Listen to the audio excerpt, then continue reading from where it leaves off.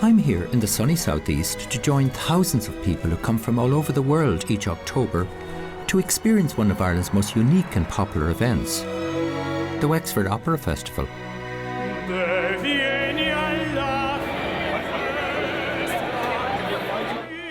Now in its 59th year, it may be one of Ireland's oldest festivals, but it's about to start something which could have exciting implications for the future. We're here this year because the Wexford Opera Festival has taken steps to go green. Will this hinder its success, or will it actually have far-reaching benefits for the festival and for Wexford town itself?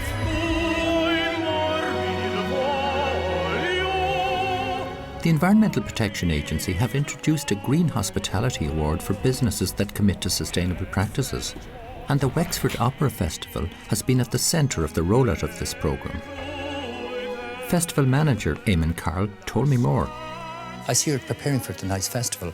Tell us about the opera. Well, it's our 59th year, 59th season. It's been voted one of the top 3 opera and musical festivals in the world, Duncan, so really, really extraordinary success. Tell us how you got involved in this whole green awareness area.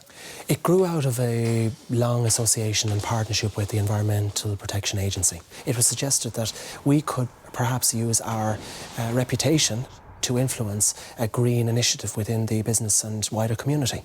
And it spawned from there, and a number of meetings later we launched a green festival project just a number of months ago. You've got lots of businesses involved here. Can you tell us about this?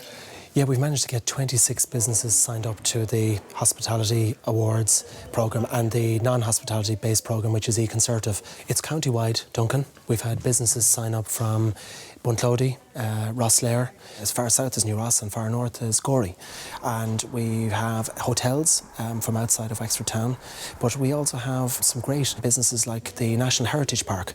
So how do you get Irish businesses involved in it? What inspired them to get involved? The project was subsidised. When they signed up to the project, Duncan, they got environmental experts to come in and carry out an audit and a review of their business activities in the areas of water, waste management and energy. And that set the scene for them to try and see where they could cut costs and make their own businesses more sustainable. Great. I wish you the best now at the festival. Thanks. It's going to be fantastic. I can see everybody's excited by it. Yeah, It's great to see it turning green. Fantastic. Yes. Thank you, Duncan. Putting the businesses through their paces was the Clean Technology Centre's James Hogan, who I met at Kelly's Hotel in Rosslare, one of the many hotels and businesses participating in the programme. On an average green hospitality hotel, what kind of savings can be made in a year? Well, on average, green hospitality hotels have saved in the region of €40,000 per annum through energy, water and waste reduction measures. What are the main areas that you target? Well, I think energy is probably one of the biggest utility costs for the hospitality sector. And there's a lot of inefficient technologies in hotels and restaurants, etc. I have an example of a chandelier. The chandelier was costing the hotel €3,500 per annum to run. They were tungsten bulbs. By replacing those tungsten bulbs with LED, which is light-emitting diodes, which are 90% more efficient, they can reduce their costs by €3,000 per annum and run the chandelier for 10% of that cost. It's early days yet, it's only 4 months, but one hotel in actual fact has saved itself €35,000 by fixing a leak. They identified a leak through this programme. What are the environmental benefits? Reduced emissions, reduce CO2, reduce waste going to landfill, reduce need for resources, reduce water consumption, for example. And also this programme involves sourcing products locally, so locally produced food, which is something we encourage. That's good for the environment also. Small businesses stand to make substantial savings too. Restaurants and pubs save thousands each year just by careful monitoring of things like electrical appliances. Larger hotels like Ferry Carrick and Kelly's Hotel have invested in a wood chip boiler to reduce their energy costs and CO2 emissions, and now have expanded into other green technologies. I spoke to Bill Kelly of Kelly's Hotel. So what's here, Bill? This is our recycling centre. So we have everything from cardboard, plastic, tin, bottle, you name it, we recycle it where we can recycle it. And then here we have our food composter. The beginning of the process, you're really starting about very raw food waste, everything that comes back on the plate, or also from the preparation of vegetables or meat or whatever, everything goes in here. You can see all the food waste going down in. Then it goes through this process where we squeeze out the water, we drive some wood pellets in. The food will generate its own heat and create a fantastic compost at the end of the 6-week process. And where does that come out? It comes out here throughout the day, and you get a beautiful dry compost there. You can see it. And it's hot? It's hot, yeah, it's very warm. And where can you put this now? On the garden. So what are the benefits of all of this now, Bill, to you for your business? From a savings point of view, I mean, we've saved probably over 100,000 in a year for the last number of years by implementing all these cost-saving measures. And environmentally, we've about 60% less going to landfill. We're now saving about 360 tonnes of carbon emissions a year. So there's huge benefits, both for the environment, but also for our pocket. Thanks, Bill. Appreciate Pleasure, it. Duncan. Keep up the good work. Thank you. Green initiatives like this are growing and will pave the way for the future of tourism in Ireland. Back in the town itself, excitement is building up for the festival's opening night. Matt Crowe of the EPA puts Wexford's achievements into a national context.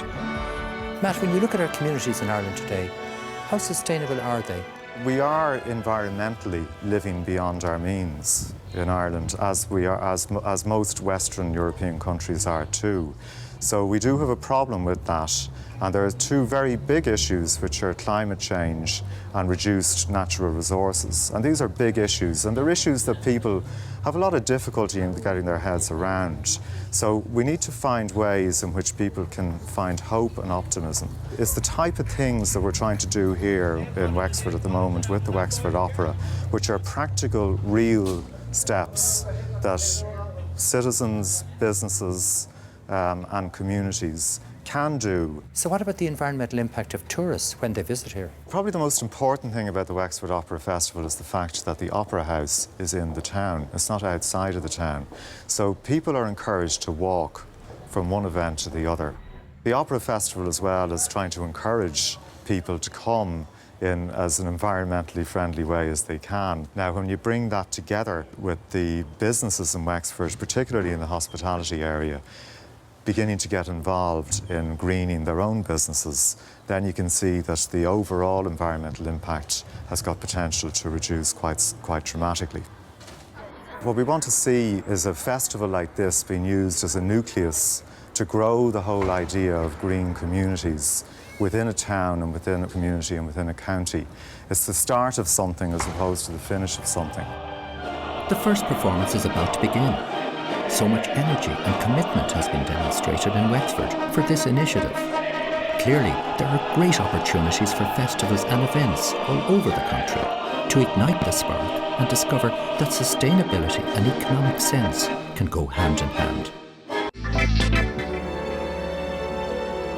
This week, I'm visiting the Blackwater Valley in the southeast of Ireland, home to Ireland's second largest river, the Blackwater.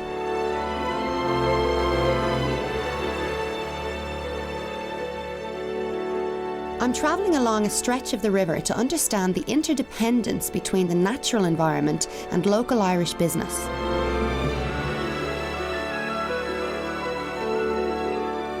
Respect for the ecology of the river catchment has maintained a bountiful fish stock, which has in turn created business and employment around this natural resource.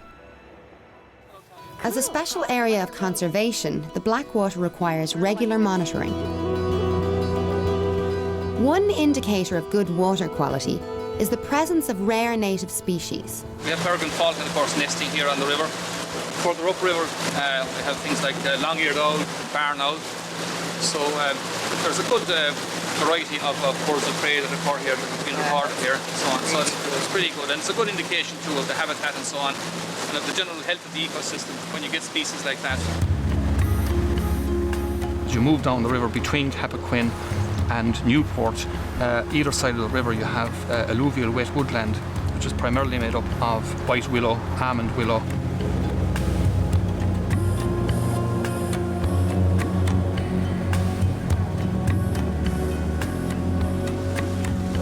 I finally found out how the Blackwater got its name.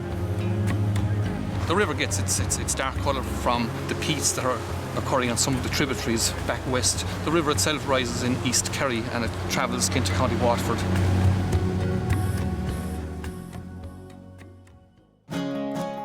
Protection of the River Blackwater has ensured its name as Ireland's premier salmon fishing destination, attracting thousands of visitors each year. I'm staying at the Blackwater Lodge in Ballyduff to see how local businesses are playing a valuable role in educating visitors and caring for the environment. So what sort of people come here? They come from all over Europe, the States. The furthest away we've had, I'd say, is Japan and Australia. We'll head off down to the river. Glenda has all of the flies and everything down there, and of course all the expertise to go with it. I'm getting my first ever fly fishing lesson from champion Irish lady angler Glenda Powell, who teaches fly fishing to visitors from all over the world.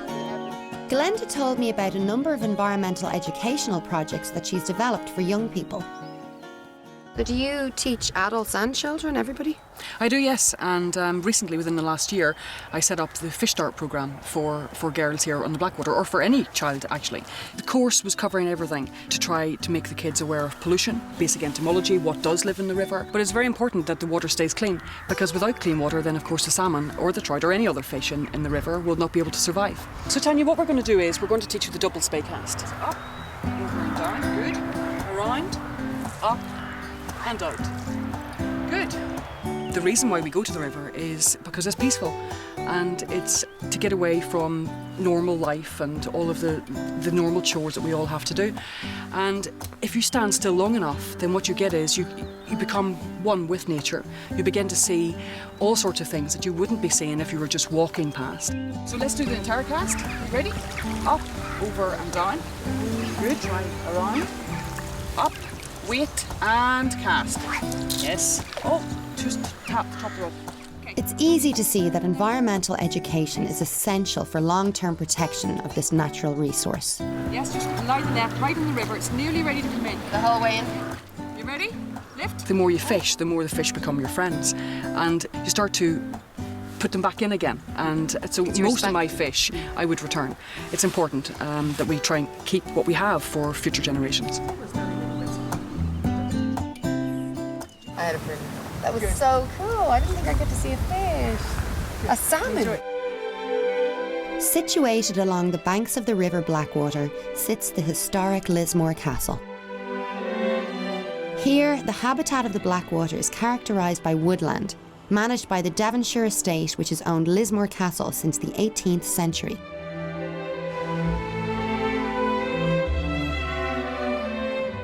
The estate is famous for having Ireland's oldest gardens set on 7 acres of land within the castle's 17th century defensive walls.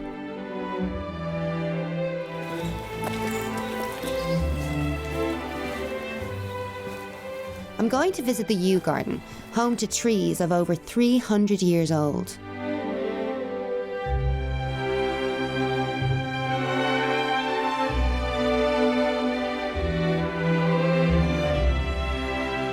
The Blackwater's success as a fishing destination has allowed the expansion of its tourism economy into a successful local food industry, which promotes itself with events like the Waterford Harvest Festival and the Waterford Food Festival coming up in April. I'm meeting with Wexford businesswoman Margaret Jeffers, who founded the food tourism company Good Food Ireland. Hi, Margaret. Hi, Tanya. How are you? Lovely to meet you. You too. So tell me about the Good Food Company. The whole idea of Good Food Ireland and what we're trying to do is to promote Ireland, or the island of Ireland, as a destination for good food to international visitors. Thank you, Helen. To international visitors and to Irish people. We want to have an eclectic mix for the food lover. So everything from a B&B to a 5-star hotel, to restaurants, pubs, cafes, cookery schools, food shops and food producers. So where did you get the idea to set up Good Food Ireland? Well, I come from a farming background from County Clare, and I live on a farm in Wexford, and my husband is a blackcurrant grower, so he's a food producer as well. It was very much then about linking agriculture, the farmers, the food producers and the fishermen with the hospitality sector. The South East seems to have such a vast variety of local foods. Absolutely, and we have a wonderful international reputation for good food, but what we haven't had a reputation of Ireland as a destination for food within the tourism sector. Obviously here we are in a recession, and you've got agriculture and you've got tourism, our two biggest economies in this country. These are the people that are going to bring this country out of the recession.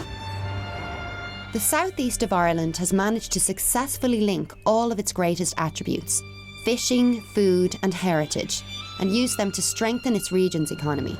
And as we've seen on the River Blackwater, conservation and protection are vital for this success.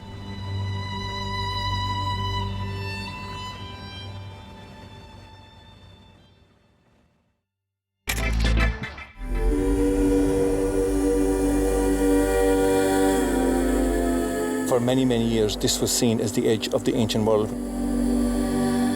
It has, drawn people for the last 10,000 years to be at the very edge of the world itself. This week, I am in the kingdom, the McGillycuddy Reeks. Also known as the Kerry Mountains, at more than 1,000 metres, are the highest mountain range in Ireland. These remote landscapes and islands have drawn settlers from the Neolithic farmers to early Christian monks. Since Victorian times, Kerry people have been tourism pioneers, drawing visitors to the lakes of Killarney. I'm going to see today if I can emulate the low carbon footprint of Victorian tourists by travelling the Ring of Kerry by bike to visit some businesses which are leading the way in creating a sustainable environmental tourism industry.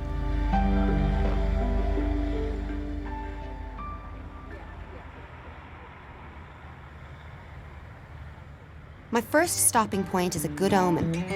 This is a former petrol station turned into a huge bike rental shop.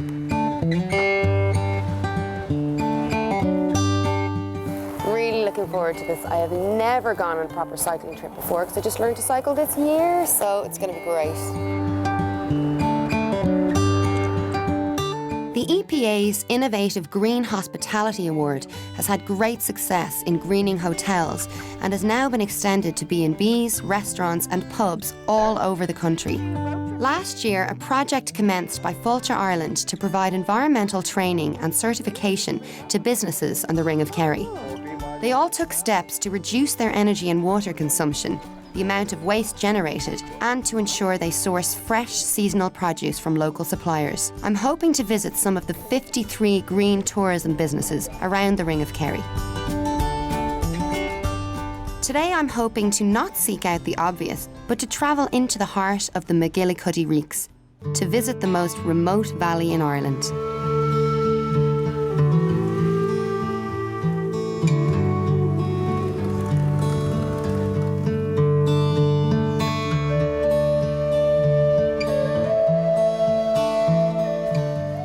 After a 10-kilometre cycle, I'm hoping to meet Con Moriarty, who has just brought a group of tourists down Ireland's highest mountain, Carrantoul.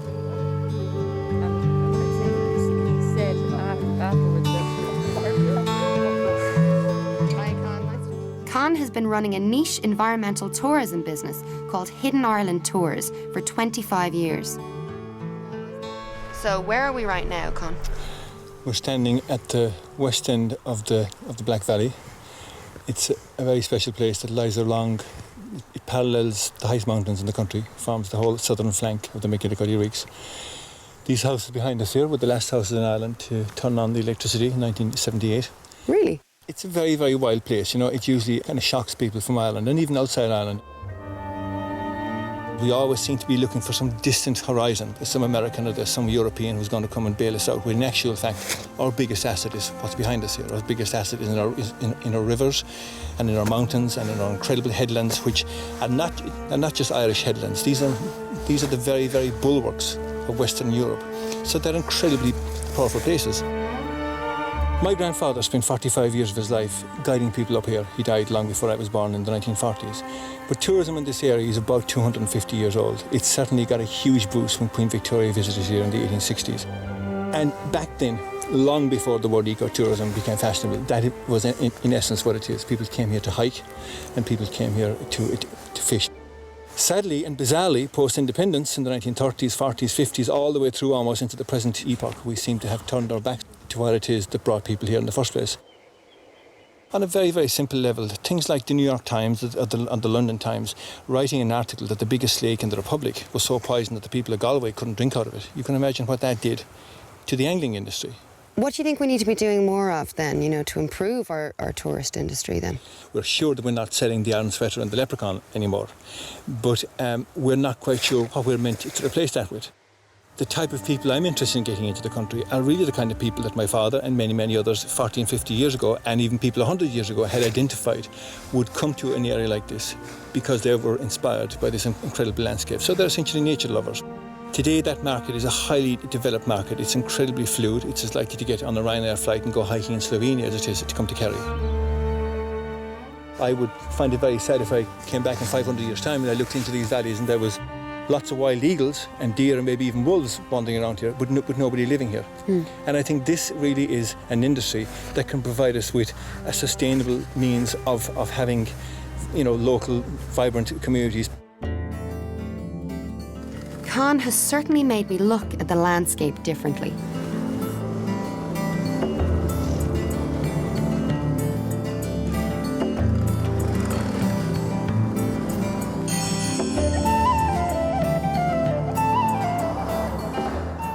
An important aspect of a green holiday is to support local communities. As I journeyed on through towns like Sneem and Waterville on the Ring of Kerry, I was impressed by the large cluster of environmentally certified tourism businesses in the county, all listed in my Green Guide.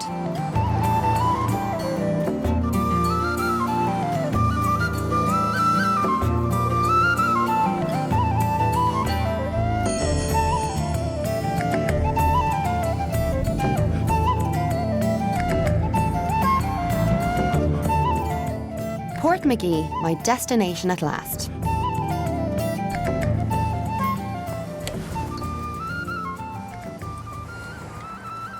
I chose the moorings because they have recently been awarded gold for their environmental business efforts by the Green Hospitality Awards. Hello, lovely to meet you. It's so nice here, I love it. You've obviously been learning very fast if you've already won 2 gold awards. It is completely going back to the costs, You will reduce your costs. There's no two ways about that. How much do you think, would you say you've reduced now, cost-wise? Like our water bill has halved since 2006. What about energy bills? I think we reduced by about 30%. That's amazing. Yeah. All our suppliers are Kerry, really, are they? Well, most of them, 20 Over 20 of our suppliers are from Kerry. So you're planning on continuing then, I take? Oh yes, you're going to go forever with this. We're going to go for the Platinum Award next, hopefully. Great. The business people I have met on my journey have shown me that it is possible to have a sustainable environmental tourism industry in Ireland if we go back to what drew visitors here in the first place: our unspoilt environment and scenery.